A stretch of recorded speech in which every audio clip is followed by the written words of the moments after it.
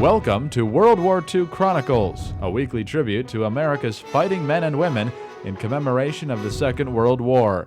These programs are narrated by Ed Herlihy and are based on the news broadcasts of the war period from the recorded sound collection of the National Archives in Washington, D.C.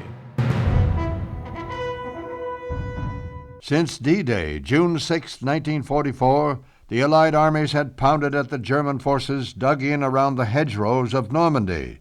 But it was not until June 27th that U.S. troops captured Cherbourg. Rains that drive inland from the English Channel bogged down the Allied armies in the fertile Norman countryside.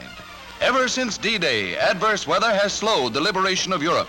But as the storms subside, the Yanks get ready for the great push. The Battle of the Hedgerows is on again. Attempts to break out of Normandy continued to fail into the next month. Only with the capture of Saint-Lô by General Omar Bradley's First Army was a rapid sweep across France possible. The Americans jumped off today in a smashing new offensive through a narrow salient due south from the beachhead. The attack is making steady progress tonight in a rolling wooded country between the cities of Perrières and Saint-Lô. Overrunning the Breton Peninsula, General Omar Bradley's forces drive to the mouth of the Loire. Using the river as a protecting right flank, the Yanks head east. The Allied onslaught bogged down as it tried to encircle the retreating German army near the French town of Falaise. Germans are fighting hard in western France tonight, and there's no doubt that they're delaying our progress and keeping the situation in a fluid state. The Falaise gap is still open, and it's only by fighting for every yard that we've narrowed it down a bit today to between 10 and 12 miles. The Americans, trying to fight their way north from Argentan to close the gap, are now fighting German tanks, and their progress has been extremely slow. The situation was made more unclear tonight by torrential rains, but the next 72 hours in France should bring more clarity and severe blows to the German army.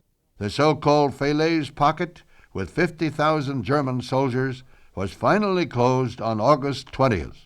All day long I traveled with the American tanks as they penetrated far into the rear of the German lines. It was a true blitzkrieg, American style. A 1944 repetition of all the stories you've heard about the German armored breakthroughs in Poland, France, and Russia. By the end of August, the Allied blitzkrieg was thundering towards Belgium and Germany. I'm Ed Herlihy. Join me next time for World War II Chronicles. World War II Chronicles was produced by the American Veterans Center and Radio America in cooperation with the National Archives. To listen to more episodes, subscribe on iTunes or visit AmericanVeteransCenter.org.